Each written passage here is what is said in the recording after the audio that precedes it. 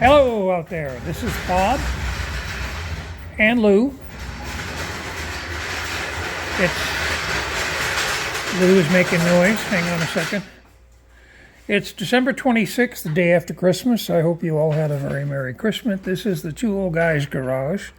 This is part 44, segment 1 of the Anglia Street Rod build. And the big news is the seats are going in.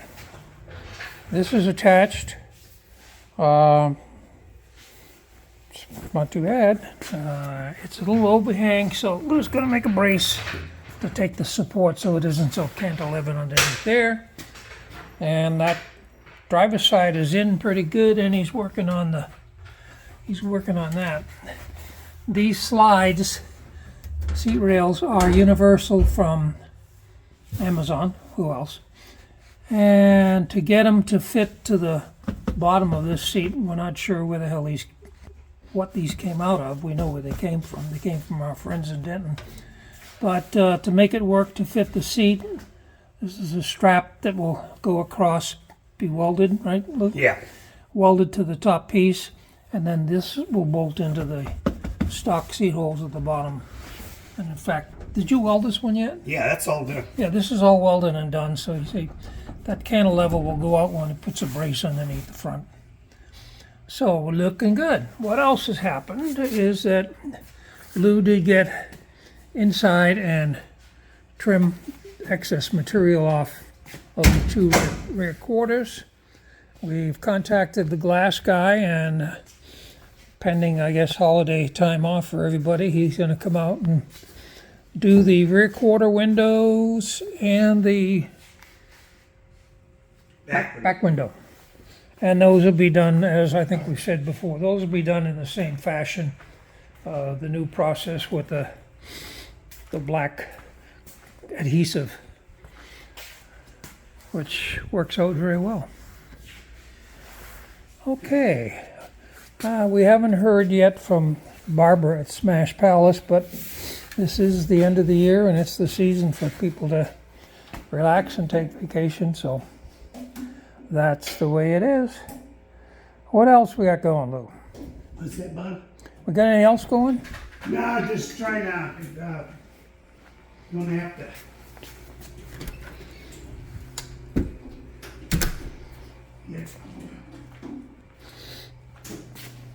get that screw out of there. All right. Okay, so this will be the end of part 44, segment 1 of the Anglia Street Rod build. We're making pretty good progress. Okay, where's the Well, watch the old man get up. Yeah. Okay, see how it's done when you get old? Yeah. You got to have something solid to lean to Solid and help you to out. pick yourself up on. Yeah, we'll need that. All right. All right, I'm going to cut this short. Happy New Year to everybody. Take care. Catch you all later. Bye-bye.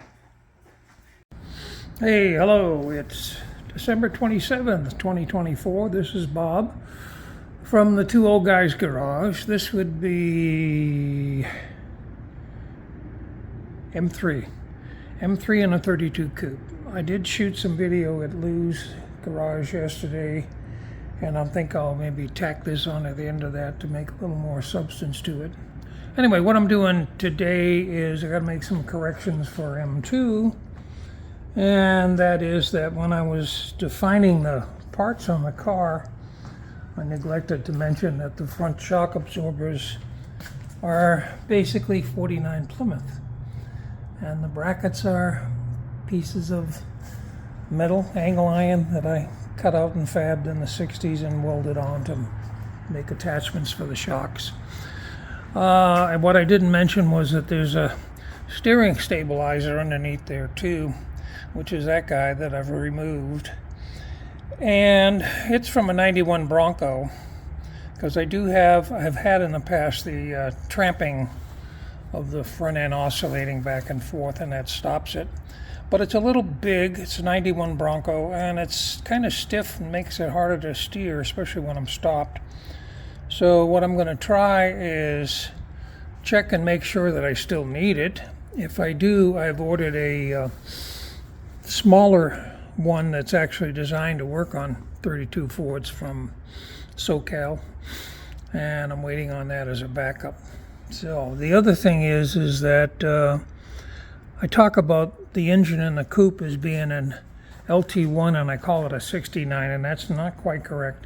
I do that because I bought it in September of 69, but it's a 1970 LT-1, and I might talk about that later on as to how I got it and what I did and put it together.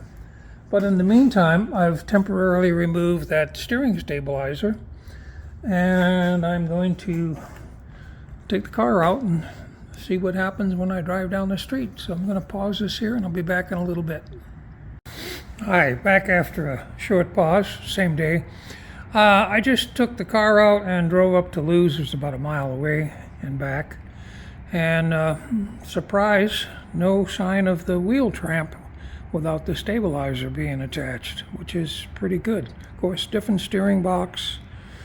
Everything is and has been tight, and then a while back I actually did an accurate toe in, so all those are factors that can contribute to tramp or not. Plus the angle of the drag link bar is a little better. Ideally it's supposed to be parallel to the hairpins. Not quite, but it has moved up a little bit because of the different Corvair box being up higher with its pippin arm. Anyway, that's good. I had the dash cam running. I'll check the videos that it just took, and if they're any good, I'll stick them on the end of this and then patch it up with yesterday's Anglia and stick it out in a little while. So that's it. It's again the 27th, and Happy New Year coming up. Everybody take care out there. We'll catch you in the new year with the next video. Take care. Bye-bye.